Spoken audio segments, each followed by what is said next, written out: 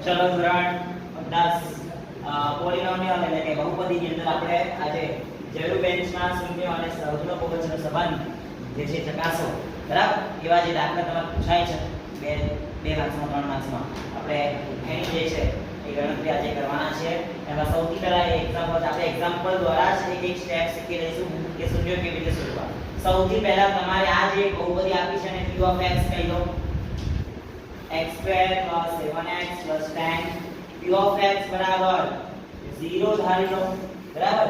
બીજા સ્ટેપમાં સ્કોર તમારે 0 p of x બરાબર આ વેલ્યુ છે મૂકી દો અહીંયા x² + 7x + 10 0 ના 0 હવે પહેલું ને છેલ્લું સ્ટેપ એવું રાખવાનું છે x² + આ બાજુ 10 બરાબર 0 આ વચ્ચેના પદનો એવો ભાગ પાડવાનો કે જે બે સંખ્યાનો સરવાળો બાદબાકી અહીંયા આ વેલ્યુ આવે અને એ જ બે સંખ્યાનો ગુણાકાર સુધી વેલ્યુ આપણને મળે ચલો 5 ને 2 કેટલા થાય અહીંયા x છે બંને જોડે આપણે x રાખીશું તો 5x ને 2 સાથે થઈ ગયા અને 5 દુ 10 હવે ચાર સ્ટેપ આવે એટલે આપણે શું કરી દેવાનું બે ની જોડી બનાવી દઈશું ચલો આ બંનેમાં કોમન શું દેખાય છે આપણને x તો એક x કાઢ્યો તો અંદર એક x હજી રહ્યો પ્લસ અહીં x બહાર નીકળી ગયો તો અહીંયા શું રહ્યો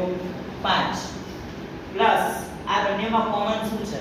તો અહીંયા કોમન શું છે તો એ જોવા માટે આપણે વિચારવાનું થોડું કે અહીંયા 2 છે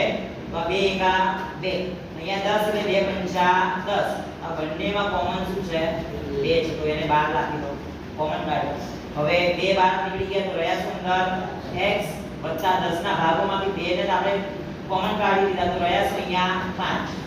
હંમેશા યાદ રાખજો બંને સ્ટેપ સરખા આવશે ના હોય તો ક્યાંક આપણી મિસ્ટેક હોય છે ચલો હવે જે 12 છે એને કૌંસ આપી દો અને 2 વાર છે એને એક જ વાર આપી દો હવે આ બંને સ્ટેપ ને આપણે 0 વેચી દઈશું તો અહીંયા અચળ પદને બે બાજુ લઈ જાઓ +2 આમ જશે તો -2 અને અહીંયા +5 બીજી બાજુ જશે તો -5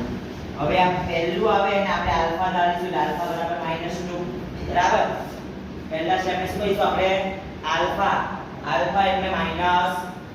-2 અને બીજું સ્ટેપ જે મળે એને શું કહીશું આપણે બીટા કહીશું એટલા જ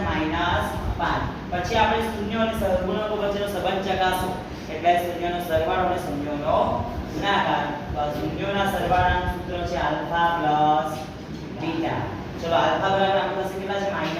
-2 પ્લસ બીટા બરાબર -5 આ -2 એવા પ્લસ ગુણ્યા માઈનસ શું થઈ જશે